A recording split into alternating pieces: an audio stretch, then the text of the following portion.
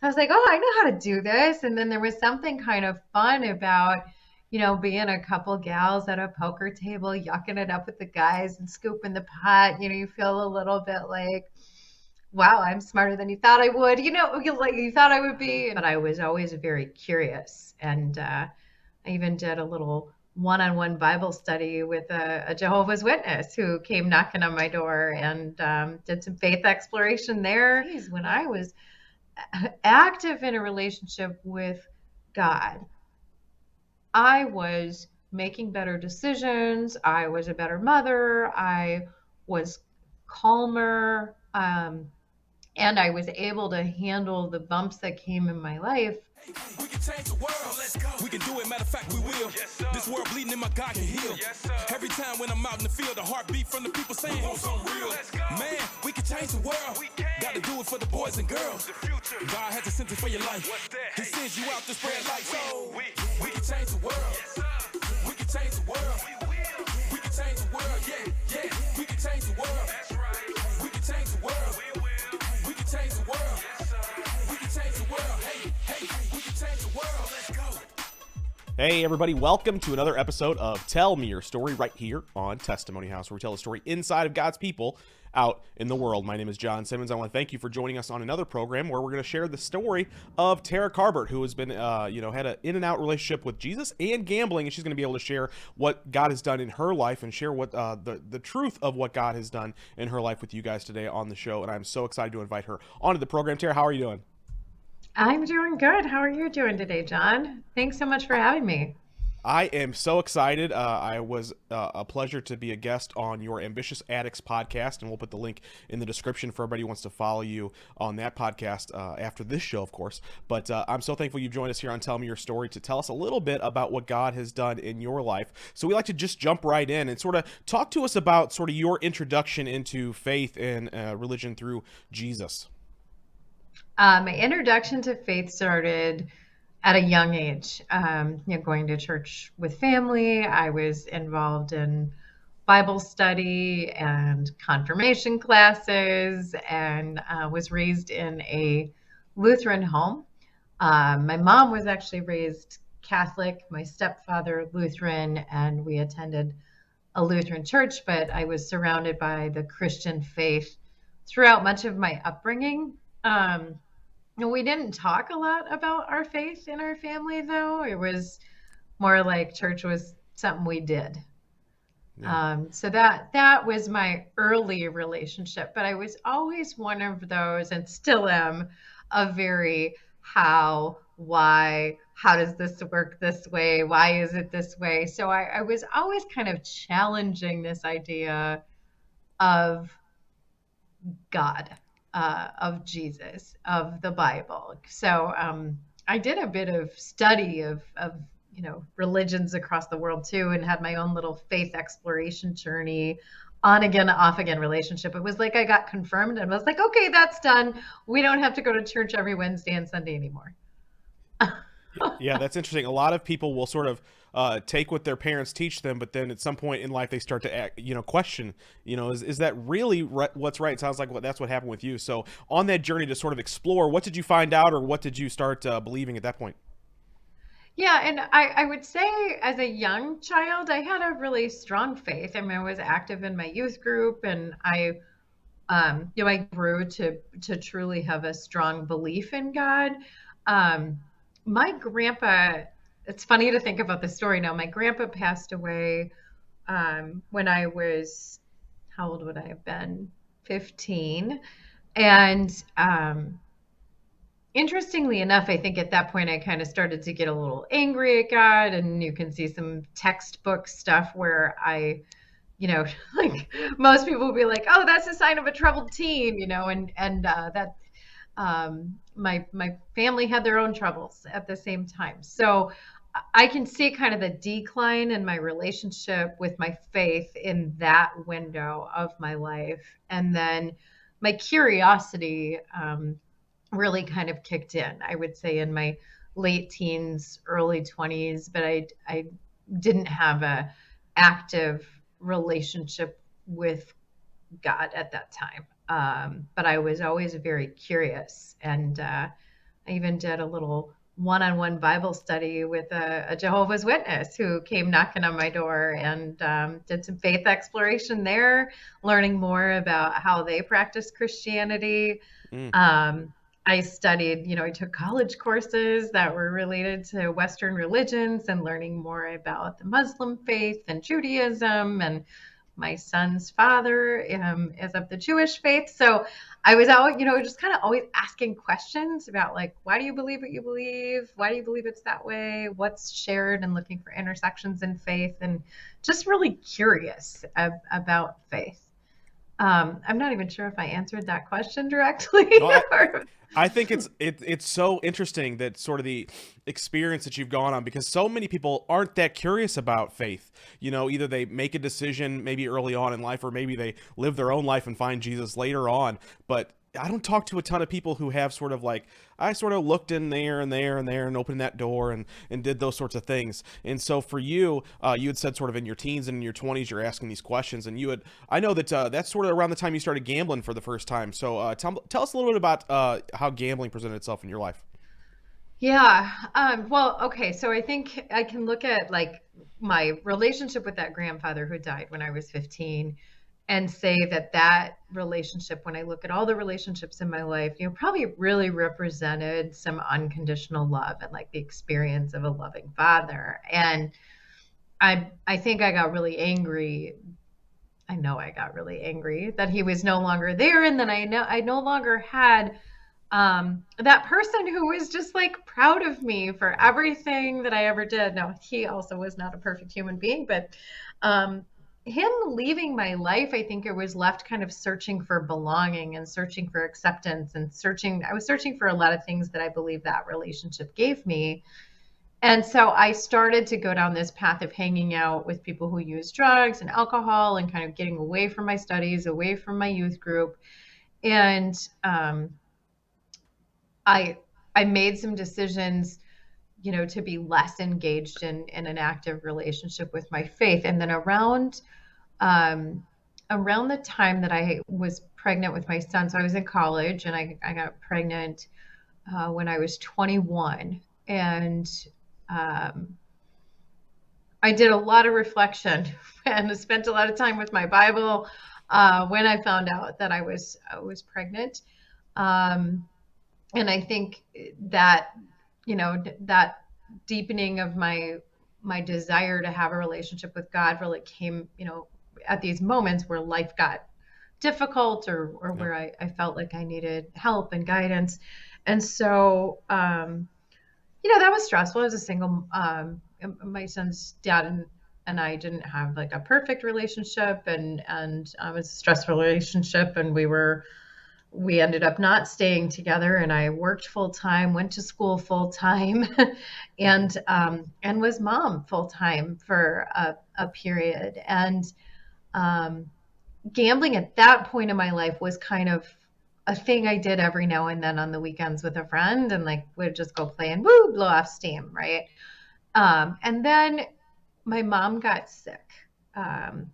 In 2001, she was diagnosed with cancer. And at that time, I was kind of in this pattern of, like, work hard, study hard, be good mom, and then every other weekend go do all sorts of things to let off steam. And that included drugs, alcohol, gambling. And I had made this friend with a woman who liked to gamble. She liked to do the same thing. So I kind of had this casino buddy. And when my mom was sick, I don't think I knew, I never learned how to cope with grief, as you could probably see from that pattern with my grandpa. And so that's when I leaned on some of these external things where that escapism really amped up. And I found poker, and poker had this weird connection.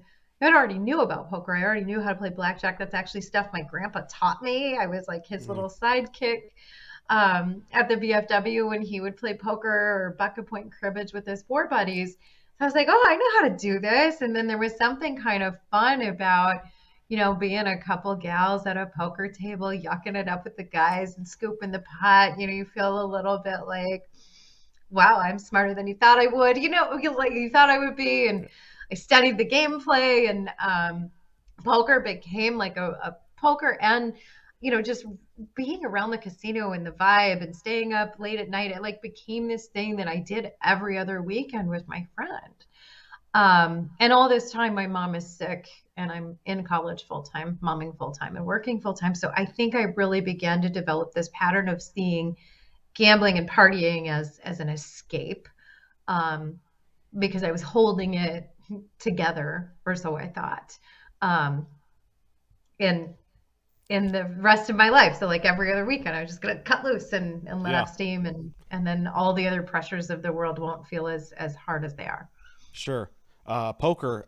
My game of choice is, for those who watch, know my story of my poker addiction and sports gambling addiction that I struggled for before finding Jesus, and so I absolutely understand the allure of being that poker player. Oh, well, you're smarter than we thought. Like you're good at something. And it's funny because as someone who spent a lot of time in that world, sort of the female poker player was a lot more rare. It's a man's game, to use a phrase, right? So it's when the women would show up.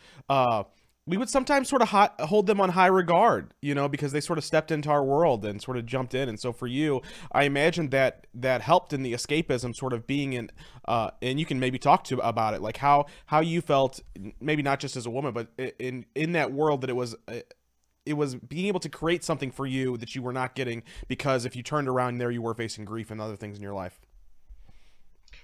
Yeah.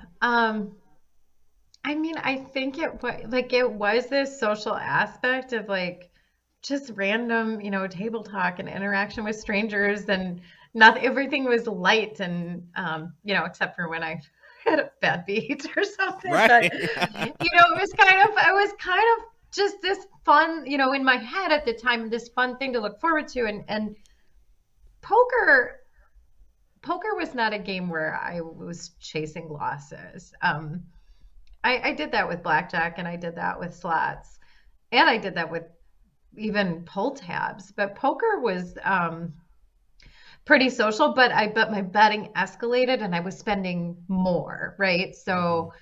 Um, it's certainly some signs. But I think that social aspect of the poker was fun, and being at the table, and like there's this mix of personalities at every poker table, and sitting down as a woman, sometimes it's this perception like that they need to teach us how to play the game, Oh which yeah. is Hmm. really amusing. Like, no, no, no. Yeah, It's right most of the women behind me, poker players I Scott. run into, yeah, they were usually above us in that regards. It's fun to talk about sort of the things that drew us into the game, and if you were just tuning in right now, you'd see sort of two people talking about poker and how fun it is, right? But we know that Oh, there's something deeper to it, and so it's hiding other pains in our lives that we're running from, right? And it's becoming something for us that it's not intended to be, which is like a purpose, or it's part of our identity. And so for you, when did you had said you started to right. lose more and more? You said, talk about Yeah. sort of when it started to sort of go down a little bit.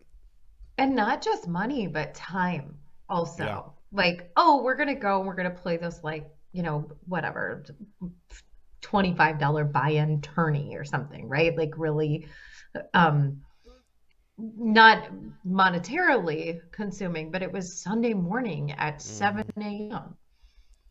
And once the tournament was over, Church what was do you over do too. Good. after? You just church is over too, yeah. And then you keep playing, and then there's food, and then and then the music's going, and suddenly you're like, oh my gosh, it's 5 o'clock, and I need to go pick up my kid. And like, how did I not think of this all day? And I would say that frequently happened in gambling, where I would just lose time. I would not know what time it was anymore. It doesn't matter what game I was playing.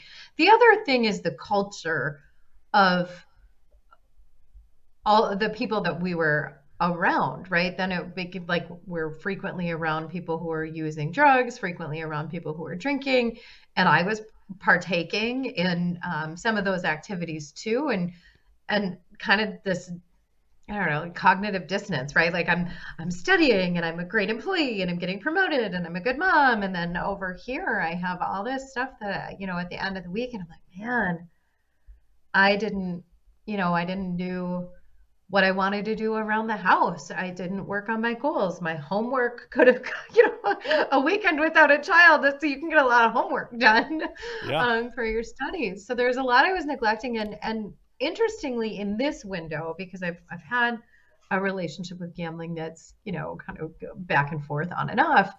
Um, in this window, a person who was uh, both a drug dealer and a friend um, looked at me one day and was like, "What are you doing? Like you and so, you're going to the casino like every other weekend. You're doing blow. Like you're the one who's supposed to make it. Like you're Mm, not supposed to be this person. You got to stop hanging out with that girl." And wow. I like at that, I was like, wow, like, okay, you're letting your friendship with me kind of trump the fact that I give you money. Um, and you like for that person to say to me, and that person was a special person in my life too, but for that person to say to me, like, this isn't supposed to be you. You're the one who's going to make it. You're going to graduate college. You're going to do good things. That was kind of a shake at that moment where I was like, okay, yep, what am I doing? And I was able to end that friendship and really kind of just sink into family, friends, and interrupt the pattern that I had started. Yeah. I wouldn't say that I wouldn't say that I was in addiction at that point. I would say I was building the pathways for addiction.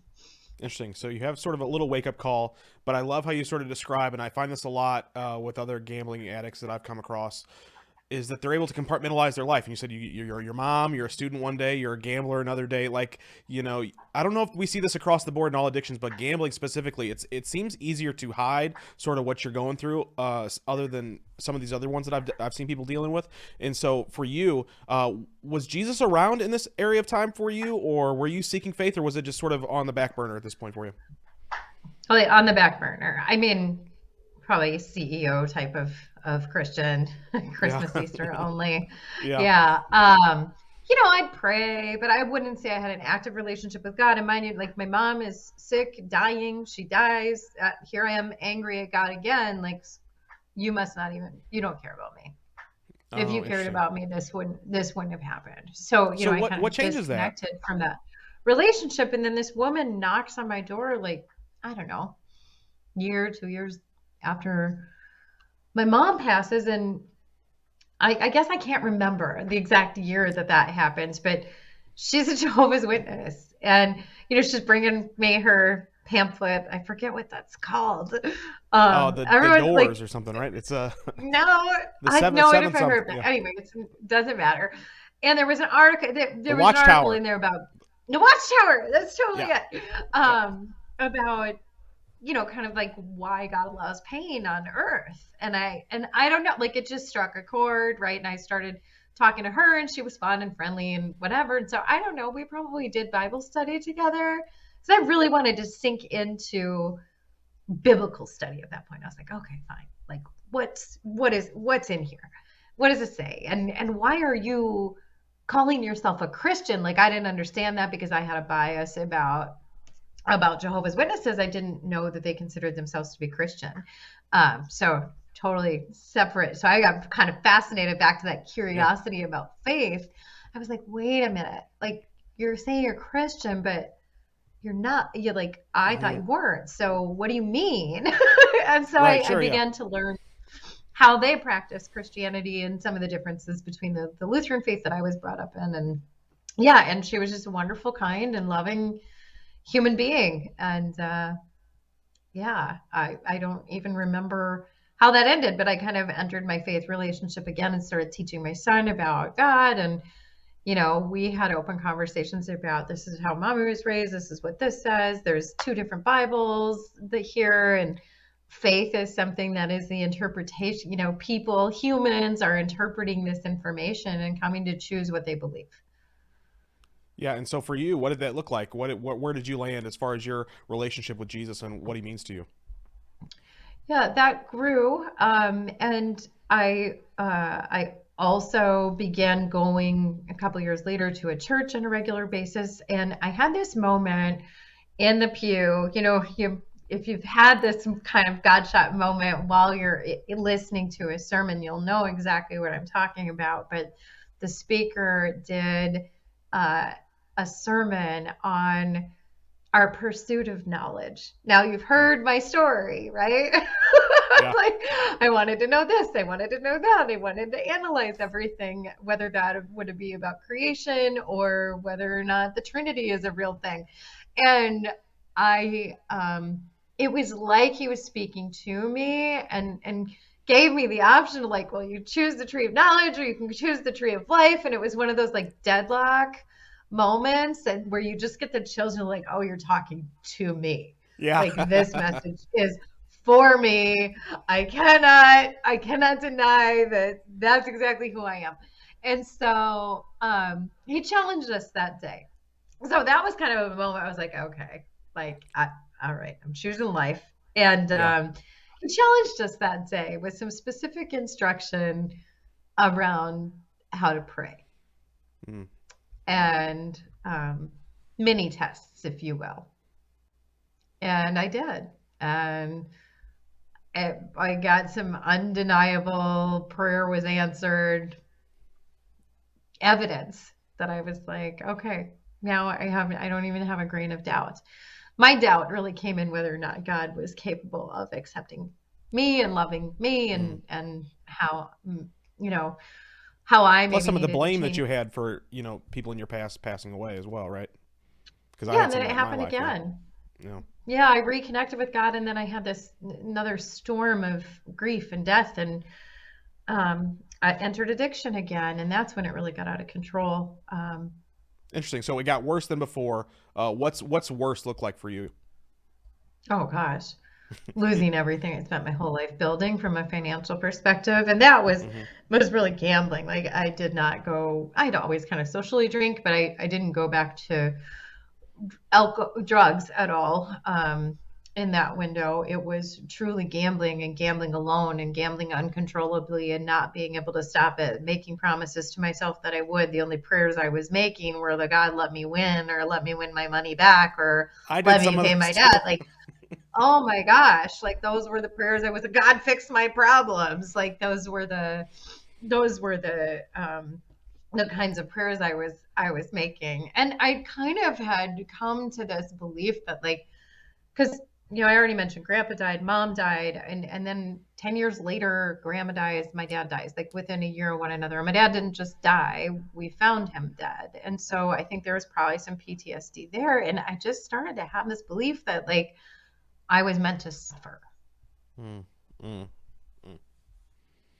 I Yeah, wonder. ew, right? Like, who wants Yeah. to believe that? I don't believe that today, but Yeah. that made recovery a little more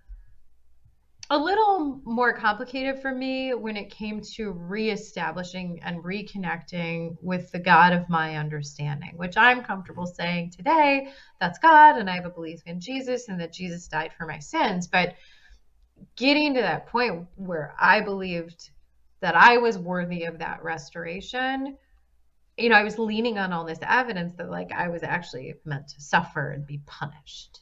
Mm. So I had a really hard time with, I already believed, and I already believed in a power greater than me, but I did not believe that I was worthy of the restoration. Yeah. I love your story so much, Tara, because it's so relatable. Because so many of us who know Jesus know that things happen in our life that make us want to go, well, what the heck? Why is this happening? And you start to have real legitimate questions of, like, God, I trusted you. I'm putting my faith in you. And then the people around me are dying, or I'm in addiction, or, like, because all these things happen to so many of us, and myself included. Much of your story is similar to mine. And it's encouraging to know that you were able to still keep trust in Jesus anyway. And that's really where we show what God can really do and transform our hearts, is because he can take us out of those moments and bring us to where we are today, where we look at your life. I know that, and you're about to tell us why or what happened. You got out of addiction. You were able to get out of that season of your life, and you're now able to have a relationship with Jesus where you're telling us that, you believe he died for your sins. Even though these terrible things happened in your past, you're not putting the blame on his feet anymore, and so I'm interested in sort of how you got to that part where you are today. Yeah, I would credit that to 12-step recovery, really. For me, just open discussion about, in 12-step recovery, at least in the program that I'm in, we refer to God as higher power, and some of our literature, some of our text says God.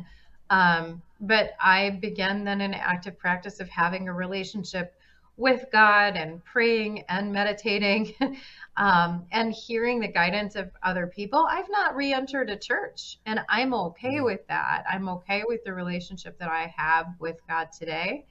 Um, but seeing, like, surrendering to the belief again, and you and I talked about this when you came on my podcast, it's like the power of belief is incredible. And I always had this power of believing in God at prior times in my life. And I can see when I look at when I wasn't trying to control everything and when I was trusting that God knew what God is doing, my life was better.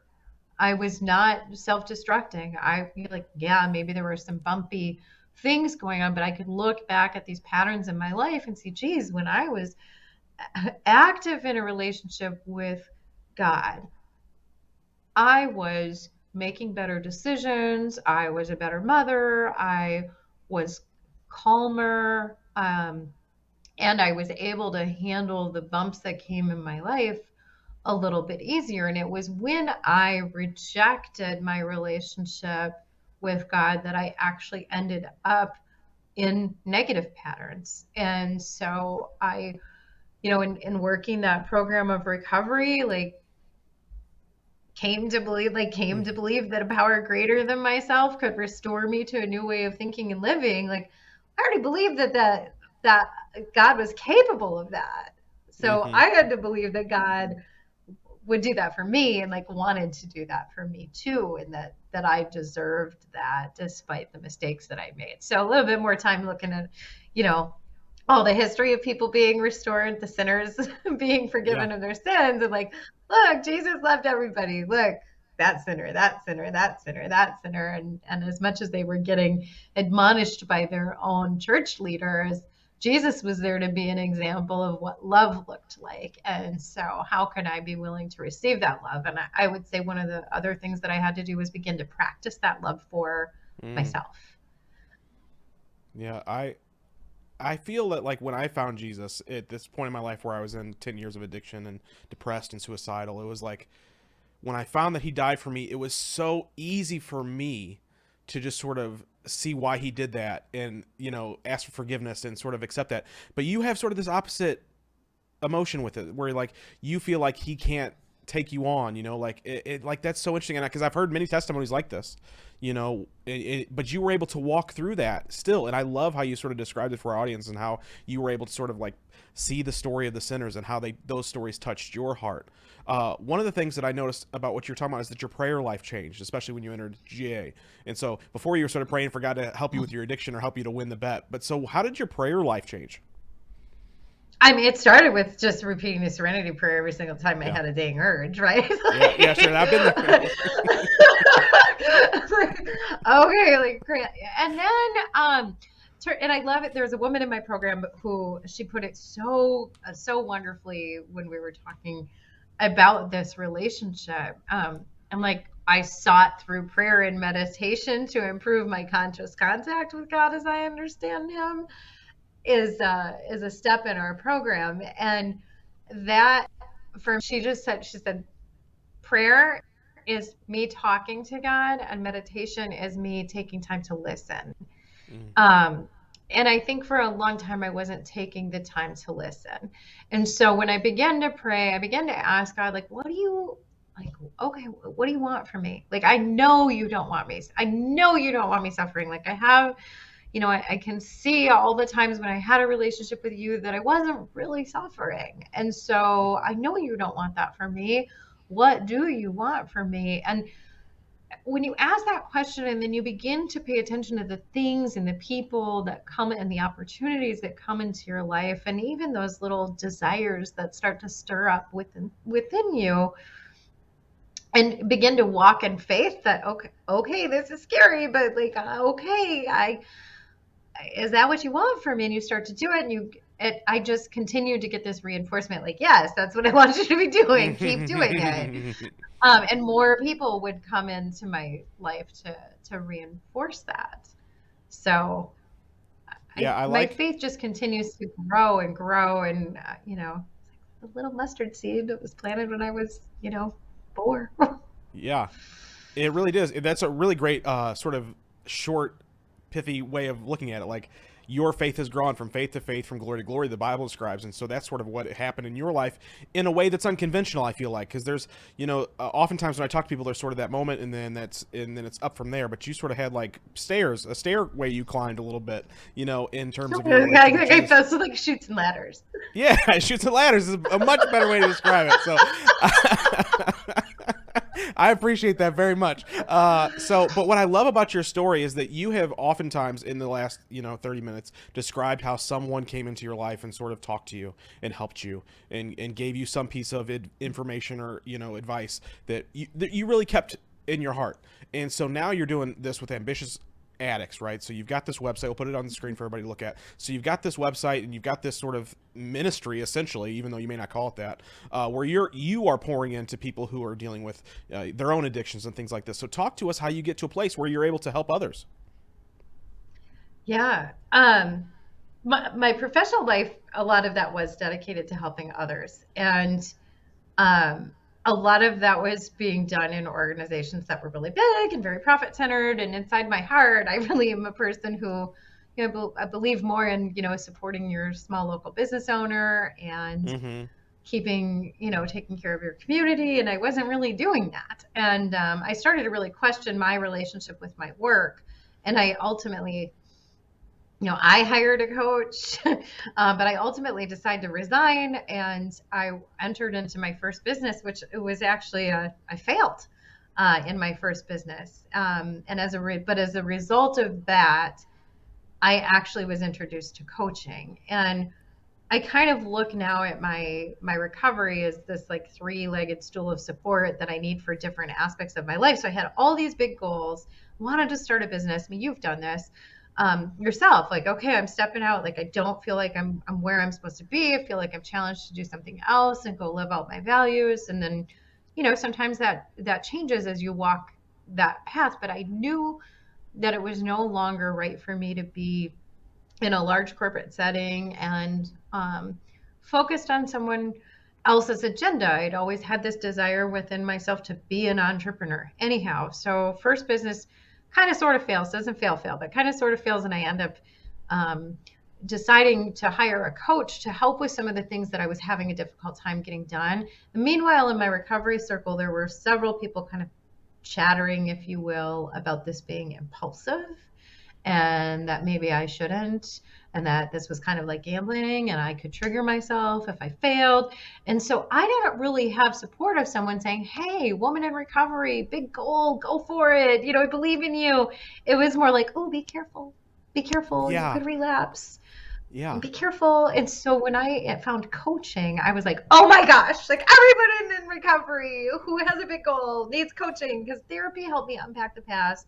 Recovery helps me with staying present and living one day at a time, as does my relationship with a higher power.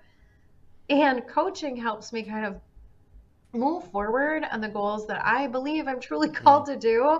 And where it's usually me getting in my own way because I'm up in my head, and having a coach teach me that's kind of where I had my, oh my gosh, everybody needs this kind of a moment. And that's kind of started the Ambitious Addicts Journey. Podcast was more like I wonder if I could do this. I think I could do this. Wouldn't it be fun to interview other people in recovery who've had this moment for themselves where they decided to enter recovery, and now their lives, my life is, I never would have believed it was possible. Never. I thought I was going to be in that the loop, right? rat race. The cycle. Yeah, forever. I can't tell you how many times I was in addiction where I thought this is never going to end. Like, you get out of one part of the cycle and you just enter the next one so easily.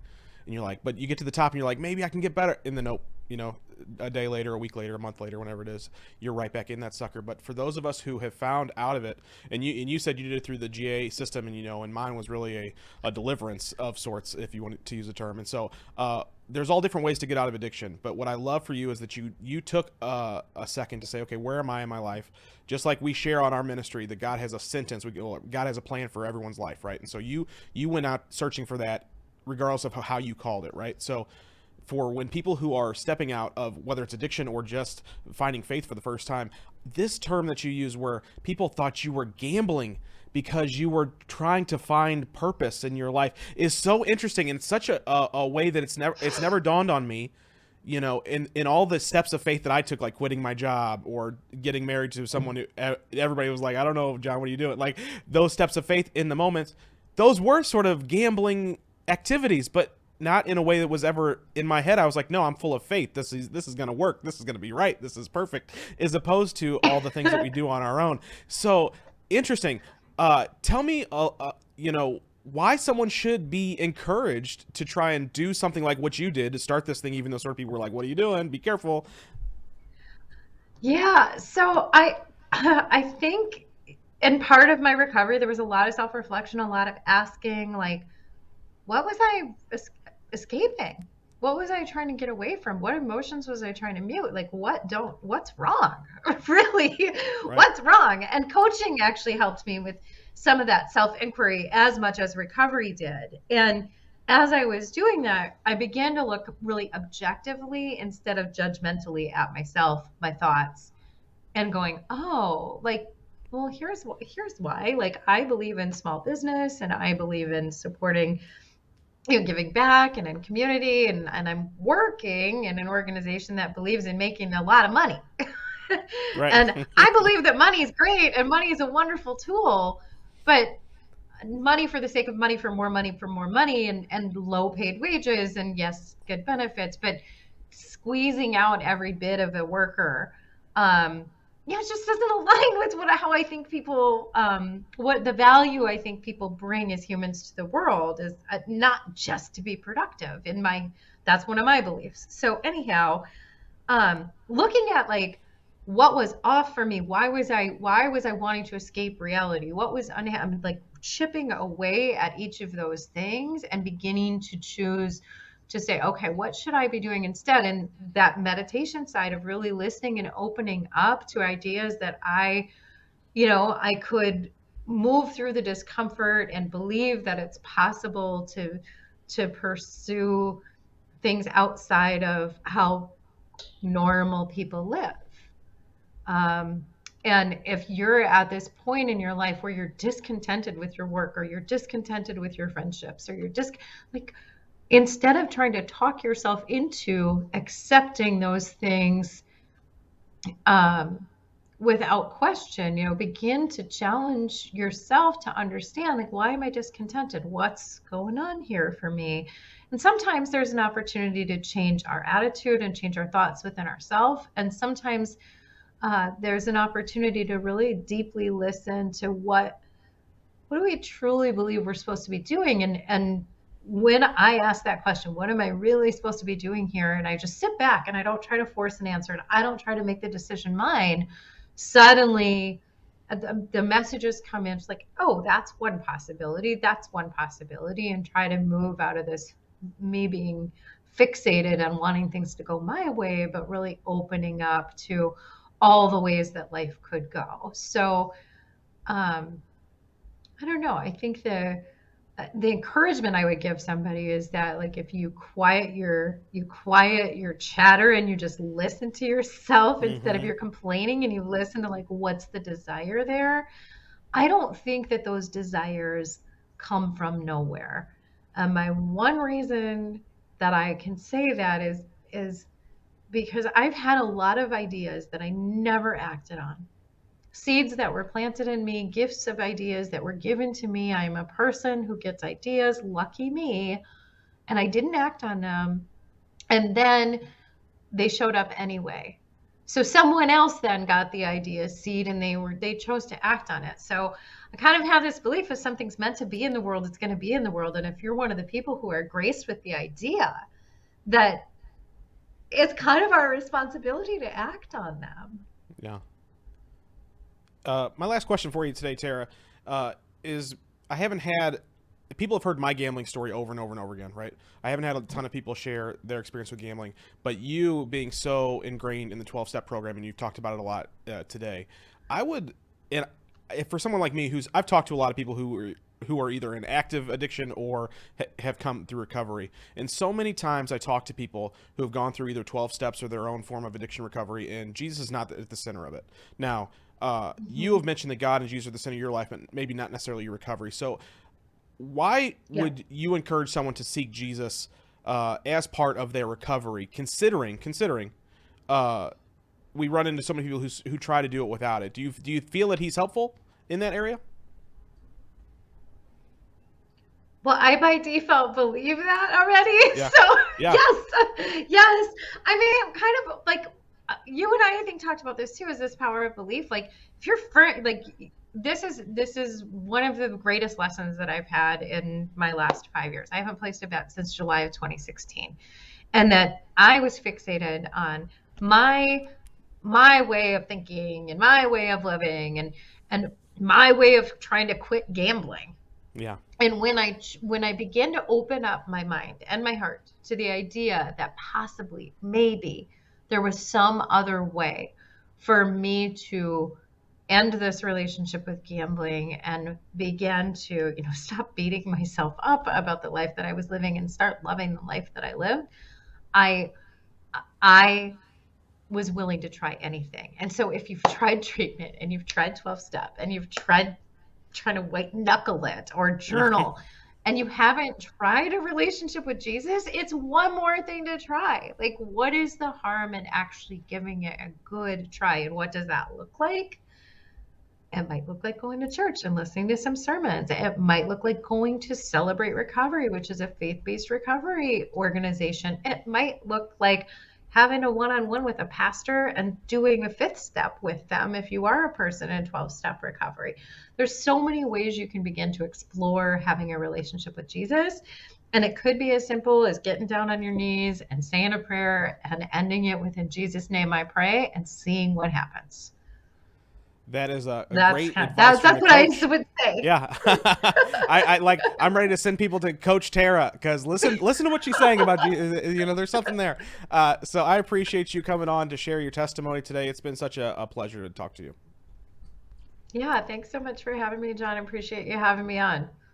Terra Carbert, Ambitious Addicts is the name of her podcast and coaching website. We'll put the link for that in the description. So thankful for her for sharing all that has gone. She's gone through a lot, and addiction's nothing to shake your fist at. And when you're going through recovery, finding a way out of it, I want to encourage anybody to just keep trying, regardless of what that way looks like. I would, of course, recommend Jesus as the answer to those prayers. But for anybody who's in active addiction, I just encourage you, there is a place out there that's better than the one you're standing in. And so if you want to reach out to us, reach out to Terra, reach out to any of the 12-step programs, GA, Bridgeway Counseling Center here in St. Louis. I know that's another place that people can go to for these kind of help in this particular area. So we'll put some of those links in the description for this episode. And we want to thank you for watching. If you have a testimony to share, please feel free to email us info@testimonyhouse.org so that you can be in the seat for a future episode of the show. We pray this has been a blessing to you. And until next time, guys, we pray you discover a future and a hope for your life today. We ain't trying to blend in. If you're ready, come on with us, my friends. Come on, we can change the world. Hey, we can change the world. Let's go. What changes the world?